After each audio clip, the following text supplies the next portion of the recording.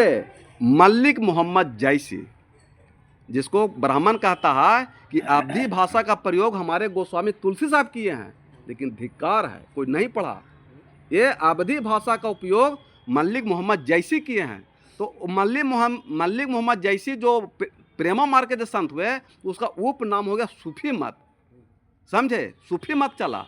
और ज्ञानाश्रय के संत हो गए सदगुरु संतों के सम्राट सदगुरु कबीर साहब, जिसे कहते हैं संत मत, समझे। लेकिन उसके कबीर साहब के नाम होने सब कबीर पंथी ने कह दिया, लेकिन वो संत मत है। और वहीं से सब संतों के सम्राट हो गए सदगुरु कबीर साहब, बंसाबली बना था। तो जब वहाँ पर गोस्वामी तुलसी साहब, रामाश्रय, आदि गुरु शंकराचार्य सब संत बैठा रहे, जब भक्ति आंदोलन हुआ, तब कबीर साहब से अलाप सब जपना शुरू किए। गोस्वामी तुलसी साहब भी माने, या रामानुजाचार्य, या माने पद्मावती कहिए, बालभाचार्य कहिए, या और कोई बहुत सा संत हुए, वो सब फिर अलाप जपना शुरू किए। तब गोस्वामी तुलसी साहब भी रामायण में लिखीन, क्या लिखीन कि निरमल मन जन सो मोहे पावा, मोहे कपट छल छिद्र न भावा। क्या कहीं गोस्वामी रामायण में राम जी कह रहे हैं, गोस्वामी कि राम कह रहे हैं कि हमको वही प्राप्त कर सकता है जिसका मन निर्मल है। साहब जी, जिसका मन निर्मल है उसके पीछे पीछे हम चलेंगे, अब बोलेंगे बोलो क्या काम है। और दूसरी पंक्ति में कहीं कि मोहे छल कपट छिद्र न भावा, जिसके हृदय मन में छल है, कपट है, बमानस है, झूठ है, सच है, वो हमको भाता नहीं है। तो कबीर साहब से सुर मिलाए कि नहीं? संत दरस को चलिए, साधु संत के सर में चलना चाहिए, अच्छी चीज़ है, लेकिन तजी ममता अभिमान, और ज्यों ज्यों पग आगे बढ़े कोटिन तीर समान। अगर साधु संत के शरण में गए हैं, भगवान के शरण में गए हैं, गुरु के शरण में गए हैं, तो आप अभिमान का चादर हटा दीजिए, घमंड का चादर हटा दीजिए, विषय वासना का चादर हटा दीजिए, तो आपका गुरु का कृपा हो जाएगा। तो कबीर साहब कह रहे हैं अभिमान का चादर, और गोस्वामी तुलसी कह रहे हैं माने घमंड का चादर। एक ही चीज हुआ कि मोह छल कपट का चादर कर रहे हैं, तो दोनों एक ही बात हुआ कि नहीं? फिर कहें कबीर साहब कि जहाँ दया तहाँ धर्म है, जहाँ लोभ तहाँ पाप, जहाँ क्रोध तहाँ काल है, जहाँ क्षमा वहाँ आप रे साधु, जहाँ क्षमा वहाँ आप। कि आप उजला कपड़ा पहन रहे हैं कि लाल कपड़ा पहन रहे हैं कि पीला कपड़ा पहन रहे हैं कि उघार रहे हैं, उससे चंदा लग रहा है, उससे मतलब नहीं है। जिसके एकदम दया आ गया, प्रेम आ गया, करुणा आ गया, समझिए वही धर्म है। अरे हाँ, सब लड्डू पेड़ा भूखल प्यासल देव धर के धर्म मान रहे हैं, फंस गया ना। तो कहीं गोस्वामी के हम कहाँ पीछे हैं? गोस्वामी से भी रामायण में लिखीन कि दया धर्म का मूल है, पाप मूल अभिमान, तुलसी दया न छोड़िए, जब ले घट में प्राण। दोनों एक बात है कि दो है। कह रहे हैं कि कबीर साहब जो बोल दिए हैं धर्म, और सब कहता है कबीर साहब के सनातन धर्म के विरोधी हैं, ये ईश्वर को नहीं मानते हैं, भगवान को नहीं। तोरा कैसे जे दुर्गा देवी पर खसिया कर ओकरा धर्म मान लेथिन कबीर साहब, तोरा कैसे झूठ सच के धर्म मान लेथिन? वो कहते हैं जहाँ दया है वही धर्म है, और दूसरा जगह नहीं है। सच बराबर तप नहीं, झूठे बराबर पाप, जाके हृदय साच है, तहाँ विराजे आप। कबीर साहब कह रहे हैं कि तुम पोथी पर रहो कि जग करोगे, उससे मतलब जाकर तुम्हारा हृदय सच है तो वही धर्म है। जहाँ सच बराबर तप नहीं, झूठ बराबर पाप, अब जाके हृदय सच है तहाँ विराजे आप। परमात्मा वहीं बास कर सकते हैं जहाँ हृदय सच होगा। तो कहीं गोस्वामी हमहू कहें रामायण में, कहीं कि कहाँ था बताइए? तो कहते हैं कि धर्म न दूसर सत्य समाना, आगम निगम पुराण बखाना। इस सबसे बड़ा कोई धर्म नहीं है।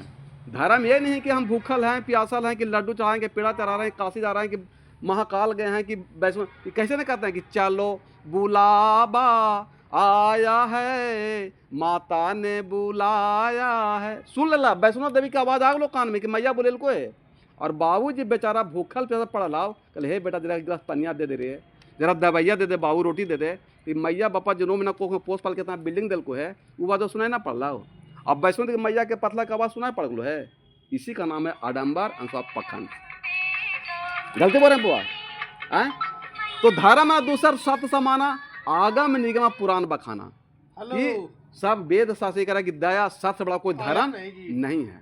तो कहीं धर्म की परिभाषा कुछ और है, नहीं कि कल आते हैं तो कहीं के और है, कहीं क्या है। तो गोस्वामी तुझसे कहते हैं कि परम धर्म श्रुति विदिता अहिंसा, पर निंदा समय घन गरिंसा।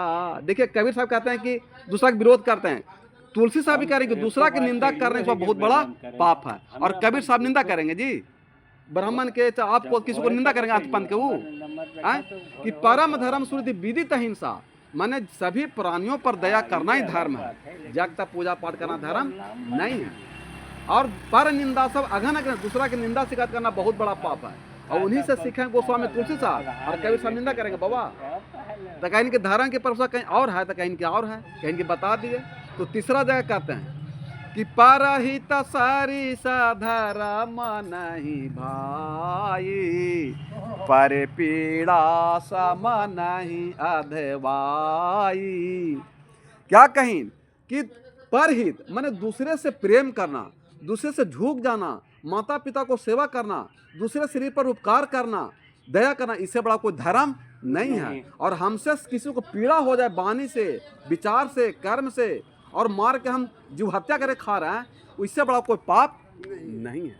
तीन धर्म था। तो बताइए कबीर साहब और रामायण की पंक्ति दोनों बोले, कहीं अंतर है? तो ये बात अगर ब्राह्मण भी परिवर्तन करना शुरू कर दे तो मैं कहता हूँ कि कोई ब्राह्मण का विरोध नहीं करेगा। लेकिन आप धन के चलते धर्म को झूठ बता देते हैं, सत्य बात नहीं बताते। वेदों में सत्य बात निकल है, लेकिन सत्य बात आप नहीं बता रहे हैं। कि बड़े भाग मानुष तन पावा, सुर दुर्लभ सब ग्रंथन गावा, कि ये शरीर पाने के लिए देवता देवी तरस रहे हैं, और हम लोग को मिल गया तो विषय वासना में फंस गए हैं। ये सत्य बात नहीं लिखल है, ये सत्य बात ब्राह्मण बतावे तो अरे शरीर मनुष्य तो मिलेगा। ये शरीर मिला है बेटा बेटी पत्नी बनाने के लिए नहीं, ये शरीर कहाँ मिला है। दूसरे में कहते हैं कि साधन धाम मोक्ष कर द्वारा, पाई न जे परलोक सवारा। ये जो हमारा शरीर मिला है मोक्ष मुक्ति प्राप्त करने के लिए मिला है, ये बेटा बेटी कमाने के घूस लेने के लिए नहीं बना। तो ये 1000, 10,000, 1 लाख के पैसा से पेट नहीं भर रहा, तो घूस से परिवार खुश होगा। तो ये बेटा बेटी पति पत्नी हमको धन मिला था घर में संपत्ति लाने के लिए, सुख शांति लाने के लिए, लेकिन यही परिवार धन दौलत बेटा बेटी पत्नी एक दूसरे घर में विपत्ति बनल है। 4 गो भाई बना था कि भाई में विपत्ति को बांटेगा, लेकिन आज यहाँ संपत्ति बांट रहा, विपत्ति कोई बांट नहीं रहा। भाई माता पिता कोई बुरा नहीं है, आपका आचरण चरित्र व्यवहार सही नहीं रहने के चलते गलत है। इसलिए परमात्मा 4 को भाई बनाए थे कि विपत्ति बांटना, लेकिन आज यहाँ संपत्ति बांट रहा है। तो बेटा बेटी पति पत्नी जो भी है ये सब संपत्ति है। आई संपत्ति के अहंकार क्रोध घमंड लोभ मोह में फंसा दिए, लड़ाई झगड़ा में बेईमानी में फंसा दिए। तो इस शरीर हमको पहले से है, ये संपत्ति किसी का और था, फिर हमको शरीर मिला, तो शरीर मरेंगे तो संपत्ति किसी और को हो जाएगा। इस संपत्ति के चलते परिवार में विपत्ति क्यों पैदा कर रहे हैं? तो रामायण में नहीं कहीं कि जहाँ सुमति तहाँ संपत्ति नाना, जहाँ कुमति तहाँ विपत्ति निदाना। तो जो सत रास्ता पर आ जाएगा उसको सुख शांति मिलेगा, और जो गलत रास्ता में जाएगा उसको दुख दर्द पीड़ा मिलेगा, नरक जाएगा। साहब जी बोलिए सतगुरुदेव भगवान की जय।